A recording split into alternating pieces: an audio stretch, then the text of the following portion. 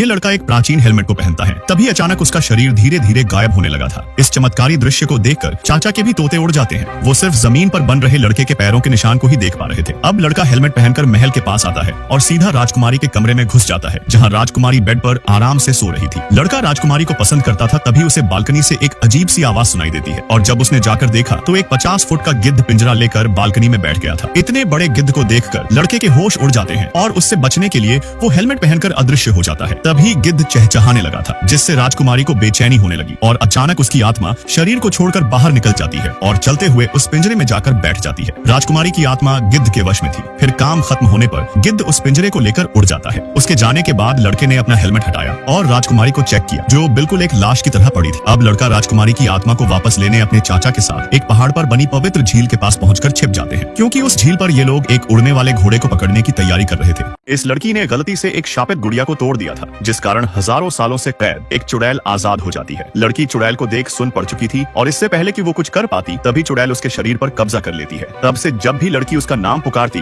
तो चुड़ैल धीरे धीरे उसके शरीर से बाहर आ जाती थी। यह डरावना दृश्य देख सारे अफसरों के पसीने छूट जाते हैं और डर के मारे कांपने लगे थे। लेकिन चुड़ैल चाहे जितनी शक्तिशाली क्यों ना हो, वो इंसानों के सामने बहुत लाचार थी, क्योंकि उसका छिपा हुआ दिल इन लोगों ने पहले ही ढूंढ लिया था, जो चुड़ैल के लिए बहुत घातक था। अपनी जान बचाने के लिए मजबूरन चुड़ैल को मानव के आगे झुकना पड़ रहा था। यह लोग जैसा बोलते थे वैसा ही चुड़ैल को करना पड़ता था, क्योंकि उसकी जान इन लोगों के हाथों में थी। तभी अचानक चुड़ैल अपने काले जादू से सीधा जनरल के पास पहुंच जाती है और टेबल पर एक फाइल पटकती है। जनरल की तो हालत खराब हो चुकी थी और जब उसने फाइल को ध्यान से पढ़ा तो पता चला कि दुश्मन की जो जानकारी उन्हें बड़ी मेहनत और इतने सालों में भी नहीं मिल पा रही थी, चुड़ैल ने केवल 1 सेकंड में उन्हें निकाल कर दे दिया था। लेकिन तभी ये महिला अफसर पेन से उसके दिल पर वार कर देती है, जिस कारण दर्द से चीखती हुई वो मजबूरन वापस लड़की के शरीर में समा जाती है। महिला के इस कारनामे से चुड़ैल पूरी तरह भड़क उठी थी और जब रात में लड़की ने सपने में उसका नाम लिया तो अचानक लड़की के अंदर की चुड़ैल जाग जाती है और चुपके से उसे महिला के घर में घुस जाती है, जिसने उसके दिल पर वार किया था। लेकिन वो उसको कुछ नहीं करके सीधा उसके ऑफिस में चली जाती है और अपने भाई की मूर्ति चुरा लेती है।